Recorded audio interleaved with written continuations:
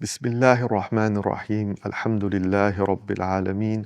Wassalatu wassalamu ala Rasulillah wa ala alihi wa sahbihi wa man wala. From the gifts of Ramadan, one of the very important gifts that Ramadan is for us is that it is a shield. We have the statement of Sayyidina Jabir radiyallahu ta'ala anhu, who narrated that the Prophet sallallahu ta'ala alayhi wa alihi wasallam said, "Our Lord, mighty and majestic, said, As-siyam junnah. It protects by it the servant from hellfire." And there are other texts of as-sawm junnah. And al-junnah is a shield. And so one of the gifts of Ramadan is that it is a shield for us. Now, as the text states, if we fast with truth, that shield is a shield from the fire. But there is a subtle gift that is given to us in Ramadan that we really should be aware of. And that is that the shield of Ramadan is one that shields us from the world and the nature of the world around us. What do I mean by that?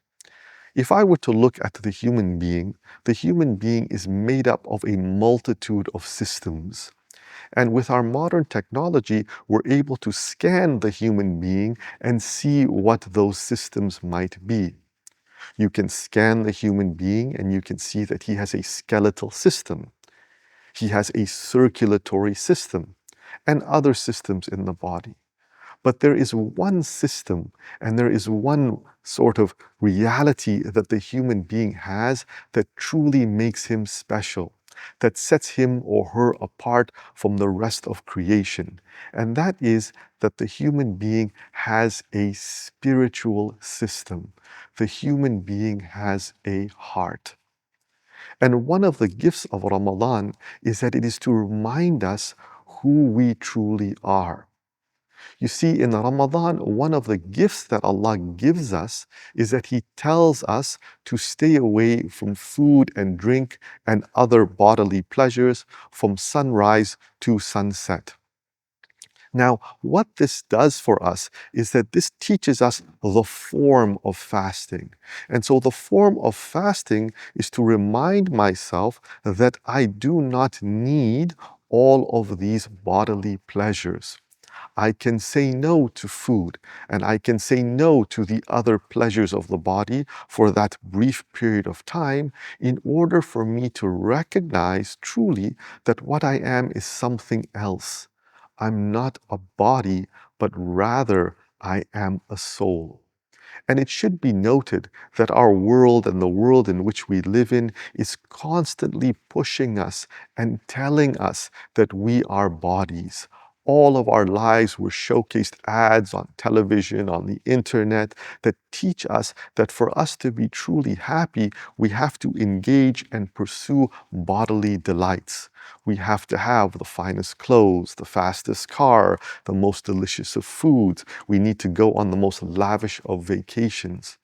But the reality of it is that that will not make us truly happy. What will make us truly happy is when we worship Allah subhanahu wa ta'ala, for that is what He created us for. He created us with a heart. And we know that on the tongue of Sayyidina Ibrahim alayhi salam in the Quran, Allah teaches us that none will benefit on that day, not wealth, not progeny, except the one who comes with a qalb, a heart that is saleem. And so this is kind of the form and the substance of a human being. He has a form, which is his body, and he also has a substance, a core, which is his heart. And what Ramadan teaches us, if we fast appropriately, is that Ramadan also has a form and it has a substance. The form of Ramadan is for me to stay away from food and drink and other bodily pleasures. But the substance of Ramadan, the core of Ramadan, that gift of Ramadan is to teach me that I internally can say no to my lower self. I can say no to its desires in order to pursue that which Allah subhanahu wa ta'ala loves. Now, this is really important, and it's a very subtle blessing, and we really have to think about it and feel it in order to experience it. I can focus my life on the do's and don'ts in Ramadan. I am not eating, I am not engaging in this. But the secret of that is that I am not doing it because it is Allah's command.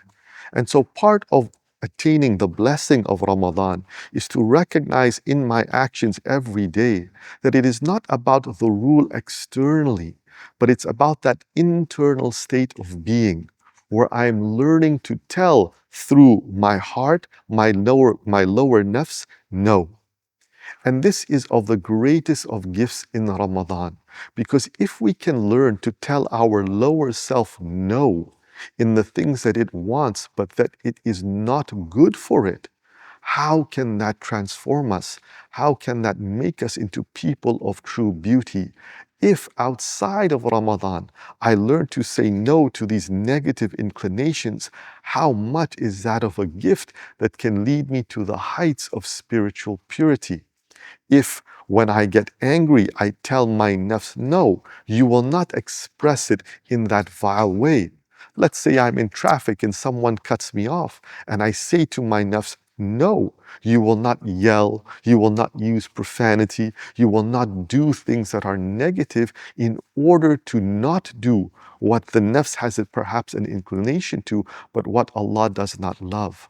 That is the secret and the gift of Ramadan, is that the gift of Ramadan is to teach us that it really isn't about the body, it's about the heart. Because when the heart is set right, then everything will flow. Words will flow that are of beauty and what Allah loves. The eyes will look at that only which Allah loves, and the hands and the feet will only move in a way in which Allah loves. And so the beauty of Ramadan, the gift of Ramadan that is so special, is to teach me that I am not a body, but that I am a soul. And that for me to truly maximize and become beautiful and attain the happiness of a soul, I need to learn to say no to myself in what Allah does not love, and I need to say yes to the things that Allah loves. And this is another of the incredible gifts that is inherently enfolded in this gift of Ramadan. May Allah subhanahu wa ta'ala allow us to attain this gift of Ramadan and to make us of those that know how to say no to the lower self and then pursue the path of beauty in Islam. وجزاكم الله خيرا والسلام عليكم ورحمة الله تعالى وبركاته.